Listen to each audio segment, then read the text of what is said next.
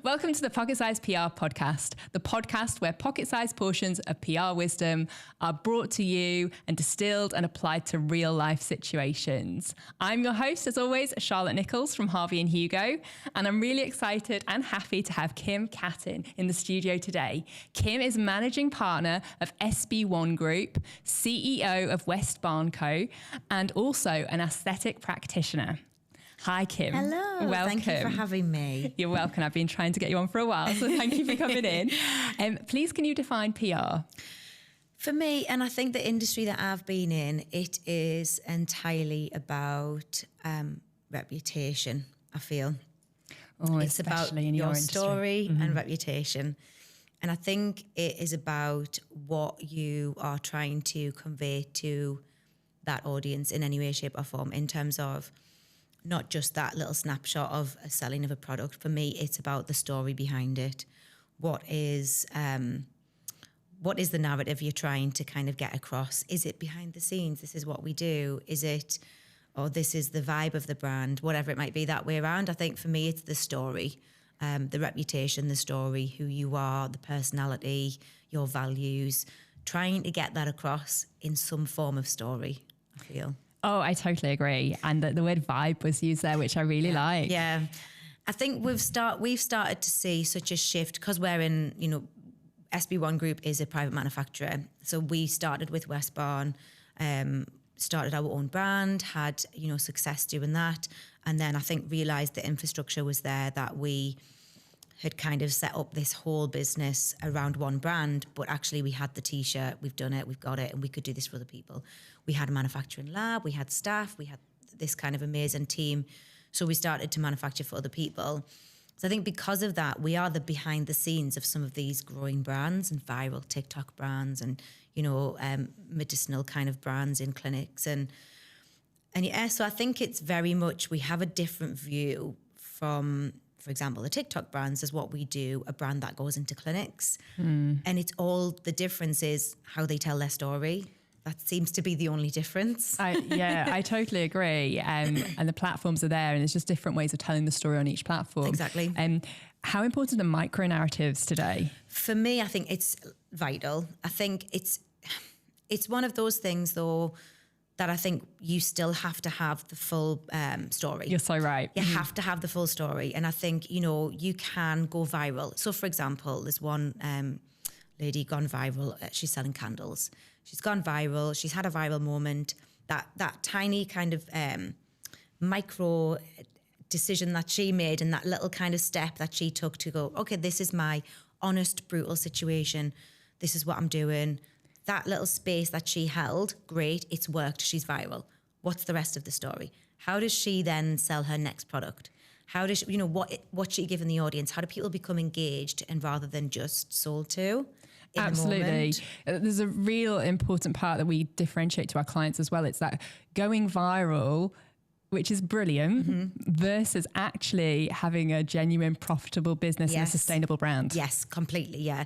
And it's, got the T-shirt for this in terms of, we obviously kind of invented this product for brows. Oh, yes. So that, we're talking 2017 now, but that was a moment that was like, yes, we definitely went viral.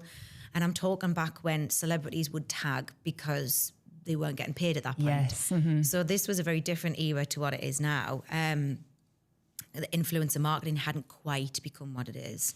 So, we had that viral moment, but then keeping a sustainable brand after that is completely different, completely different. And it feels, it's like all about that storytell.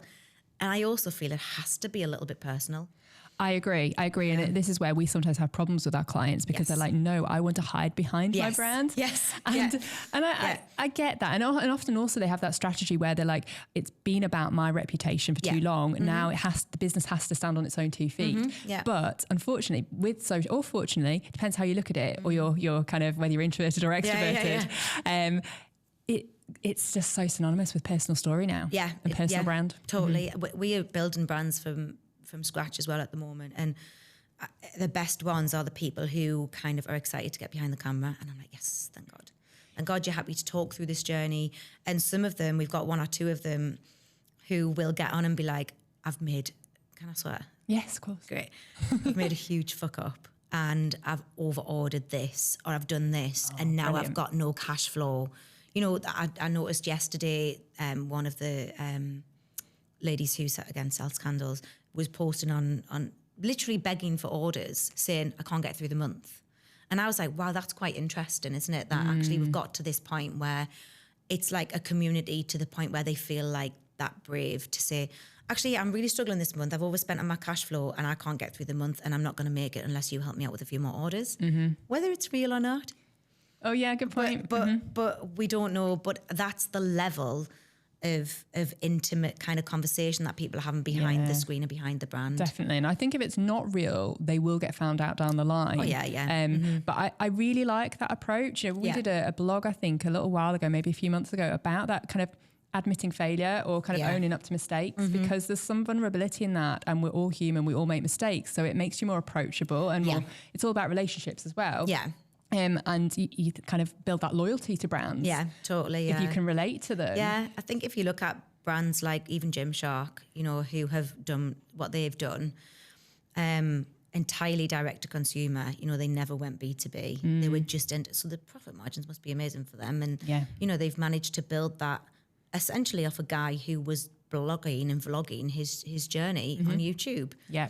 That's what people loved about him. They were like, oh, look where he's came from, his bedroom, kind of printing T-shirts. I want to support this guy. And actually he was this really shy, introverted kid who essentially was saying, oh, I've got a passion. And people loved it. And he continued that and is now a public speaker and he does all this amazing stuff. So, yeah, it is really about getting personal, I think. It's so important. And like you say, particularly on video, being able to be seen to be, it's not enough, I feel like, just in writing these days. Articles, press releases, they do have a place. Yes. And they absolutely enhance the brand. But people want to see that you're real, particularly with all the AI out now. And I don't even know how people are going to tell the difference. Oh, it's scary, isn't it? I know. It's quite scary, yeah. There's full AI influencers. Okay, right. Where they're basically, it's like an influencer who has been created by, I don't know, some guy in their bedroom, and it's actually the most beautiful girl in the world you've ever seen, and she's there selling things. In your industry, of course. Yeah, it's crazy. Yeah, that's going to be powerful. It's crazy. But then again, you know, certainly if I found out that person wasn't real, it would make me lose interest in the brand. Yeah, totally. I don't like it. It feels really robotic. But also I think there's a whole generation now of people who just strive for perfection in terms of everybody has to be an influencer. It's like popularity from school, but extended to the internet. Like all of a sudden, if you're not an influencer with 5,000 followers, like, you're not cool. I know. But you even have like a tangible score, don't you? Like you never did in real life. Yes. You kind of just had the feeling. Or Did you see that Black Mirror episode where there was one very similar to like real life now, where it's like, you can only buy a house if you've got so many followers. Or you can only... I might have done. Yeah, yes, yeah. And I always I remember that thinking, we're getting there. But it's becoming our reality. And, you know, my... because obviously once you do find out it's not real, you kind of lose interest in the brand. Yeah. However, it's that not knowing phase. Yes. You know, or even just fully believing this is a real person. I'm going to buy this product. Yeah. And there's a lot of kind of negative PR about the beauty industry at the minute about products that are harming people. Yeah, there's a lot. Well, there's a lot, and there's a lot of misinformation. There's a lot of apps like Yucca and Think Dirty who are basically saying, oh, we'll make it easy for you, scan the product and we'll tell you whether it's good or bad. But there's no scientific data behind what they're doing, none whatsoever. Yeah. So it's really frustrating that there are some ingredients and there's some even full brands that can just get cancelled overnight because of, I don't know, they won't bring out a shade that people like or something. You know, it's really fickle. The whole industry can be a little bit like, all right, we're going to cancel you. And I don't know, somebody's personal business comes up and then all of a sudden it's right, we'll boycott that brand or we'll boycott. Yeah. It's quite cutthroat. It is, and it's happening across a variety of different industries, but I can imagine in your industry it really is cutthroat. Yeah, it really is. It's also very supportive in a lot of ways, and there's a lot of brands who will support each other, which is really lovely. I've always found that from the very beginning. When we first started our very first brand, Westbound Co., that was where I did really understand, oh, wow, this is a community. This is a total. And then I remember thinking like, oh, it's a very close-knit community. And if you know the Fennec buyers or if you know somebody else, it's great. But if you don't, how do you get in with that? And it becomes difficult to kind of become part of the crew. Once you're in. It's one of those things. That's good then. As long as you're, I guess if you're not doing the right thing, then you will be cast out. It's like a bit like you only have one shot. It feels quite X Factory. And then, it's a bit, okay, we're going to, no, we're not interested, go away. And then trying to come back is like, no, we weren't interested in you, go away. Literally first impressions. And it's about establishing that brand trust almost from the get-go. Yeah. And the thing is as well, buyers even are becoming more, they'll meet face to face or they'll meet on Zoom and they'll get to know the person behind the brand. Okay. Because if you think it's their reputation as well, if they're stocking a brand and that brand does something stupid on social media, they have to then either pull out or they've, invested. They are investing in the person who is also running that brand at the same time. Absolutely. So I think that's more prevalent than ever. And do you feel, being kind of the owner of a beauty brand and another beauty business, do you feel the pressure that you have to look really good? Not really. No? You always do though. Oh, thanks. Nah, I'm really not that. I would feel that my skin had to be perfect all the time if I'm selling like product. No, to be honest, I've never really put that pressure on myself. I've also been, in one of my past lives, much younger, but I was a makeup artist for 10, 12 years as well. Cool. And I never felt it then. I used to turn up to weddings with not a scrap of makeup on. It wasn't about me. Yeah. I used to, and also I think some of that has come from, I did TV and film. Oh, brilliant. And when I worked TV and film, I remember specifically some of the big sets like your HBOs, your Disneys, where there was big actors and you'd be working with actors and actresses and there'd be stage wives. So they'd kind of, or TV wives, where they'd just come along and make sure that their husband was behaving. Well, yes. And so if there was one standout, gorgeous looking person in the corner or a full face of makeup for makeup artist, it would be, you're not getting your makeup done by her.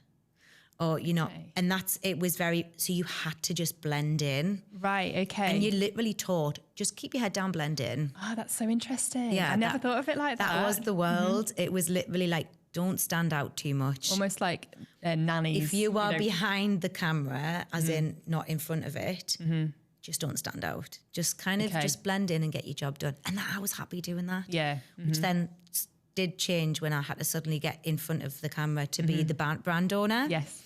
And again, I probably did that wrong because I was too shy.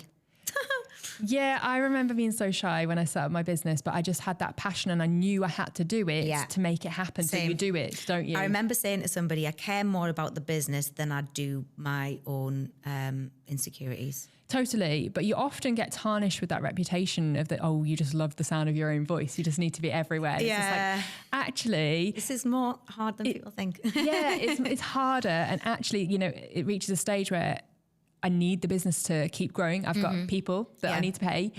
This helps. Yeah. And I always feel like this with social media. I tend to have certain breaks throughout the year. Yeah. Whether I'm on holiday or over Christmas. And I love it. I love just going quiet. And then it's always a struggle to get back into it. And I just think sometimes, do I have to do this? But I feel you have to do it. It depends on your audience. Yes. I couldn't not. I have to. And I have to say, I haven't been very good at it this year just because of life. Yes.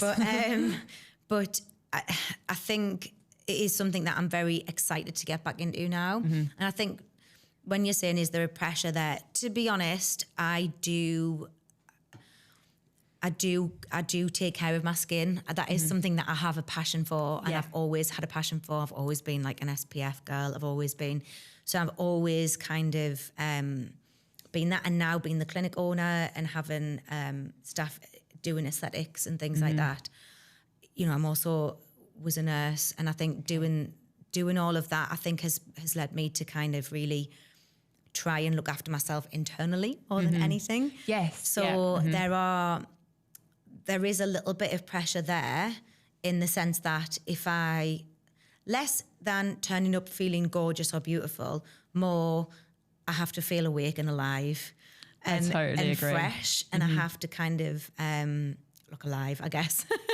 Look alive, but feel alive, have the energy. It's very exhausting running a business, particularly when you're the face of the brand and everything like that. So absolutely. I'm really focused on, I need your help in terms of like products and everything like that. We'll talk about that another time. But in terms of having that energy to fulfill your role, definitely need to look after yourself from the inside. Yeah, I think you've said it earlier, it's a vibe thing, isn't it? Like I think beauty for me is a vibe. It's more than anything. And I've definitely always seen it like that. So I don't see it as getting up and putting full face of makeup on and making sure I've got everything pristine. Like sometimes I'm going to a meeting and I'll do a bit of makeup in the car on the way and I'm not so stressed about it. Yeah. Because I feel like beauty is just much more than that. Yeah, isn't it? it totally is a feeling. And I agree. Yeah. So how do you, like, I mean, it's a really saturated market, isn't it? How do you differentiate your brand using PR? God, so target your audience for the first thing, I think for me is so vital with any brand that we launch, where like, who is your audience? Who is it? Which will determine which channels you then go on. We almost have to kind of solve a problem with something and then that'll find your audience. Oh, that's so true. And then we don't try and kind of target the audience. We would try and influence the influencer. And it's quite a interesting tactic, but it works well for Tell everyone. me more about that. So we would essentially, for West Barn, we didn't have any money. We had not a scrap. I think we started it with £40. Wow. So we had no money whatsoever. And I remember thinking, I want to get this in the hands of the celebrities. How do I do that? Yeah. And I think having understood the makeup artist world the way I did. Oh, definitely. I definitely knew that every actress who sat in my chair asked me the questions. What should I buy? What did you put on us there? What did you use there? Which quickly became an understanding that regardless of whether I had an influence online, I definitely had an influence with the people whose makeup I was doing, who were big celebrities sometimes, which I thought, that's an interesting concept, isn't it? So that who has most influence to the people who I'm trying to target? The makeup artists. How do I get the makeup artists, the top makeup artists involved? Like, so the people who are working on the Kardashians or Beyonce, they're the influencer now. So I've identified who the influencer is. For me, it's the makeup artist. They are influencing my audience. It's a really important step that's often skipped, isn't it? They just go direct to end user. Direct to the customer, direct the customer. No, who is the customer influenced by? As first question. Find out who that person is. So for us, that's the makeup artist. Okay. How do we influence the makeup artist? So that's like influence the influencer, right? Because the makeup artist is then going to influence the celebrity. So for us, that was, okay, well, who do they speak to? Who influences them? And it's their friends, their peers, their other makeup artists. Not necessarily. So to get to the top ones, we went a few steps down and went to all of the assistants. Which is what you always have to do. But people sometimes think, no, I want to go straight to the top. Oh, yeah. And it worked amazingly. We had some of the world's top makeup artists. Eventually, I'd said, this is the person who I want to target. Let's find out their circle of friends. Yeah. We targeted those. We gifted those. We kind of talked to those. We got to know those. We built a community. And then after a little while, the person in the middle of that circle who we targeted would end up messaging us. So we didn't even have to reach out. Wonderful. And it was like Beyonce's makeup artist. Wow. Like everybody who I was like, oh my God, this is... Like, this is working. Yeah. And I think that we definitely try and replicate in every scenario now that we kind of every brand that we launch. And it works. And it makes total sense. But I think there's a really important thing that you touched on. It's obviously knowing your target audience. Yes. And obviously having been your target audience, you know, kind of, so we say, and probably you didn't need to do this, but try and find out every single thing about them, not in a creepy way. I must stress. But you know, what type of media do they consume? What social networks are they on? Which events do they go to? Even down to sometimes, what's their personality type? What are their values? Well, we name them. We name them too. We name them. We give them personas. We tell them how they're dressing, what kind of handbag they wear. Totally. We do the full shenanigan. We do the full thing. We say whether they've got a dog, which obviously they have for us. What's their job? Where do they work? What's their name? If they've got a middle name, like literally. We don't do middle names. That's really everything. Because sometimes it's like, you know, it's the longest names in the world, 15 middle names. True. You know, that kind of. I think you can get a lot from that. I think so, yeah. And we'll try and name the customer so that when we're talking about it, it's a he or a she, and this is where we're kind of we're trying to target her, and you know. Yeah, I love it. How many different types of target customers do you have and demographics? Honestly, we've kind of honed in on 2 main targets. Okay. And we do both well. And I think that's because we have not just a little bit of influence in both of those areas, but we also have experience. So we either tend to work with TikTok viral or medics. Okay. So it's either clinics, spas, like top hotels, or it's TikTok viral. Okay. Instagram viral. Yeah. That makes sense. I think, again, people can spread themselves too thinly, thinking they have to be everything to everyone on all the channels. Absolutely, and unfortunately, unless you have an absolutely massive budget, like some brands do, but often not many. No, and it's so saturated. Yes. And it is so difficult to get noticed. And there are brands out there who are stocked in Boots, but they might have 6 units on the shelf. Yeah. And then it's like, how are you making money? You've got a 55% margin on the likes of Boots or what have you, or, then all of a sudden you've got 4 units there. Oh yeah, that's a whole other thing. Yeah. And it becomes, how are you making money from this? So I think, again, we'll kind of make sure the goals are clear for each brand as well. And I think it's really, really specific. We will go down into total specifics of who the audience is, what we're trying to achieve, when it's a new brand, what's their 5th product? 3rd, 4th, 5th product that they're going to be bringing out. I think that's critical. And I think also, particularly in your industry, it's so easy to look from the outside in and see, wow, look at this brand. They're doing awesome. Look at how many followers they've got. Look at how much reach that post got, how viral it went. And then it's just like, but is it sustainable? Is it making money? Totally. And sometimes it's not about all that glossy image on social media. It's about building a sustainable brand, which comes back to your original point about it's that whole story and strategy behind it. Yeah. I think the biggest issue in this cosmetic industry and beauty industry in general is recurring revenue. And that is going to be something people aren't identifying yet. Yes. And if anybody is in the industry and listening or interested in this, my kind of advice there is understand what your recurring revenue is going to be for the brand, because the shopping behavior is changing and people don't do it anymore.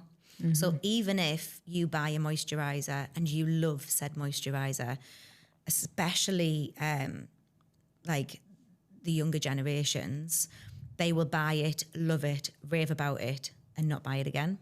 It's a thing now. They go, oh, what's the next new thing?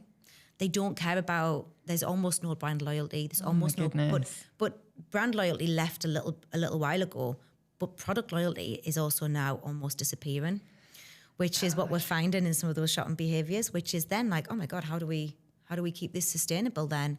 If there's no brand loyalty and if there's no product loyalty, then it's about innovation and staying ahead of the curve and constantly being new and fresh. Reaching mass markets, folks changing your niche all the time. It costs money. Absolutely. It costs money. So it's really becoming much like the social media channels that we scroll on. It's like you need that immediate hit. Brands need to be thinking, how do I give that? Because if it's the same thing, people are getting bored. Yeah, and it might be exaggerated in the beauty industry right now, but you can bet that it'll be transferred to even, say, professional services. Absolutely, down the line. It will. People are just not sticking with things in the same loyal way. They're like, right, what's new? What's fresh? Totally, and it comes down to attention spans. Ours are officially less than a goldfish now. Thanks to all the social media, all the digital smartphones. And it is that exactly is what's changing our shopping behaviours and changing our shopping habits. And it's down to even food. So people used to would buy the same food in the fridge all the time, and they're not anymore. It's like, I'll try something new. I want to, and it's that need for something fresh and new that is almost kind of starting to be ingrained in our brains, that I think people need to be aware of when they're looking at how they're going to sell their services. Oh, it's scary and exciting at the same time, isn't it? Absolutely hideous. We'll end the interview. You've been absolutely fabulous. Thank you. On what is your top PR tip? So I would always said, find who influences your product. I'd say find who the influencer actually is to your customer. So obviously you have to find your customer, that's the first thing. But it is about, so for us, identifying that makeup artist community is pivotal to selling cosmetics. But you can put that in place of anything. So I don't know if you're selling plants, like who is the person? You don't want to go, okay, well, who buys plants, gardeners, or whatever it might. You want to go, who's the person who influences the person who buys the plants? Totally. Does that make sense? So Makes total find the sense. influence is my biggest tip. Brilliant. Influence the influence. I love that. Thank you so much, Kim. No problem. Thanks for having me. Nobody can do business with you if they don't know about your business. But nobody will do business with you if your business's brand doesn't have trust and credibility. PR is the secret sauce in the marketing mix that can help achieve this and so much more. If you're interested in how PR can help your business, contact Harvey and Hugo, harveyandhugo.com, or email info@harveyandhugo.com.